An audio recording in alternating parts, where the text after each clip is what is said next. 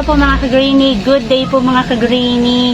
Good afternoon po sa inyong lahat. Tirik po ang araw dito sa area namin sa Manila. Yan po, sobrang init po.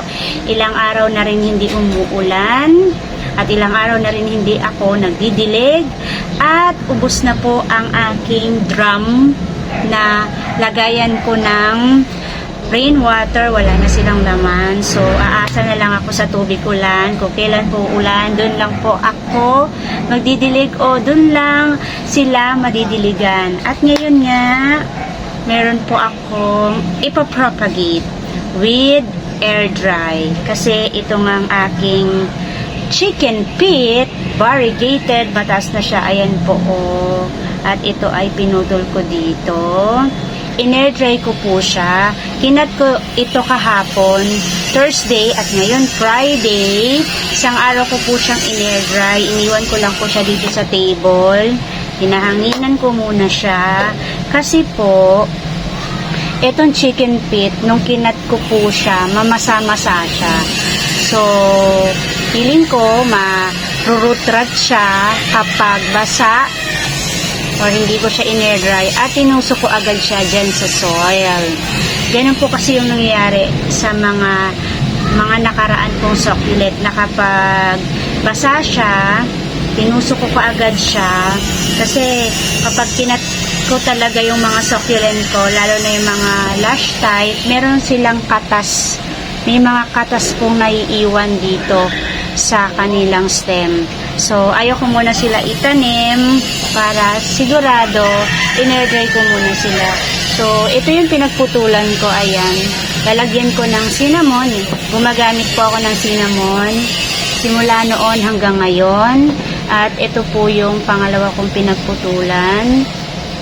Kung wala naman kayong cinnamon, okay lang po yun.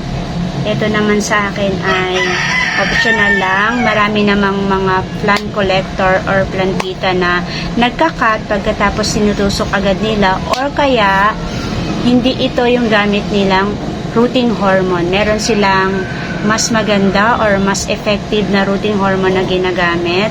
Ito kasi sa akin ay subok ko na or matagal ko na ginagamit dahil ano lang ito ay cheap price. So, mura lang siya. Mabibili mo lang siya ng 10 pesos. Ganito po dito sa ano namin, sa palengke namin. So, agad-agad ka makakabili ng rooting hormone na mura. 10 pesos meron na. Compare dun sa mga rooting hormone na talagang ma-pricey. So, orderin mo pa siya sa Lazada at medyo matagal pa. At medyo pricey nga. Ito, mura lang. Mabibili ko lang agad to dyan sa palengke namin. Kaya, subuko na po itong aking cinnamon. At, ididip ko po siya sa cinnamon. Ayan. Dumikit po yung cinnamon sa roots niya. Ayan. Sa stem niya pala. Ayan. Yan po. At ito yung soil na aking gagamitin. Actually, ibabaon ko lang siya. Kunin ko lang yung aking cliff, ayan. So, ganyan lang. Pagsasamahin ko na sila sa iisang pot. Kasi, pag pinag-iwalay ko sila, medyo malaki yung space ng isa. Pag nilagay ko to, yung maliit na to sa isang pot, medyo malaki yung ano niya, laki ng pot. So, pag ganito, ayan, pinagsama ko sila, mas okay po. Ayan. Parang kagaya nito, lush siya, lush type siya. Hindi ko na pinudpod. Ayan lang siguro yung kinuha ko. Para magkaroon ako ng pangalawang chicken pit. Ngayon, more in propagation po yung muna yung mga gagawin ko kasi maraming mga cactus and succulent na dumadami sila, lumalaki sila ko. So, kailangan ko silang i-propagate. So, ito yung simple way ko ng propagation ko ng mga succulent ko. Kinakat ko and then hindi ko muna sila ini-air dry. Kasi ako naman po ay hindi nagmamadali na mag-repot kapag ako ay nakabili ng bagong succulent or kapag ako ay nag-propagate. So, maglalagay din ako ng cinnamon doon kung saan ko siya tinusok. Kasi ang cinnamon ay for insect din. Pero ang laki ng tulong ng cinnamon ay para siya magkaugat ng mabilis ang ating mga succulent. So, ayan. Hindi ko na lang muna siya lalagyan ng fertilizer kasi yung aking potting mix meron na po yung fertilizer dyan. So, maglalagay lang ako ng toppings. Wait lang po.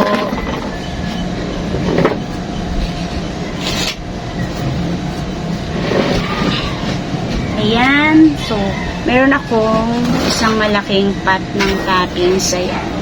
Ito ay matanghito size. Ayan po. So, lagyan ko lang siya dito. Para, pag nilagay ko na siya sa aking plant rack, hindi na ako maglalagay. So, kinamay ko na. Konti lang naman kasi. Tsaka malinis naman po yung ano na to. Promise na to kasi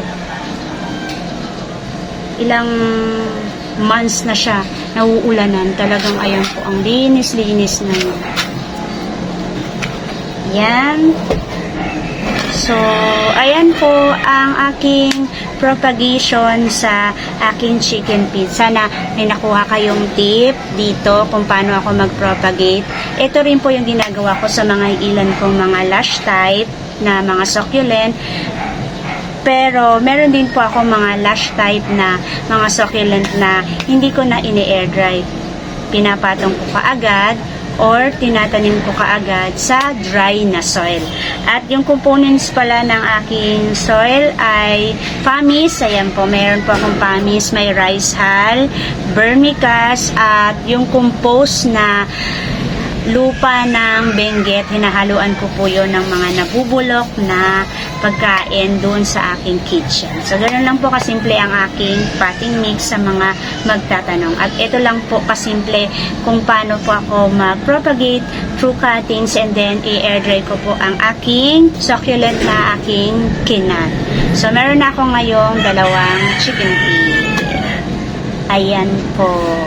At kung love po ninyo at nagko-collect din po kayo ng mga plants, kagaya ko, cactus po and succulent, please po, palike po ng video ko na ito, pa-share na rin po, and don't forget to subscribe, Ana Duran. Meron po akong FB account. Sa mga hindi pa po nakakaalam or nakapalo doon, follow nyo po ako doon. Mag-uumpisa na rin po uli akong mag-update ng aking mga cactus and succulent at ipopost ko doon. Kasi medyo matagal na hindi po ako nagpo-post doon. And thank you Lord sa araw na ito. May God bless you all. Bye-bye po mga ka-greenie!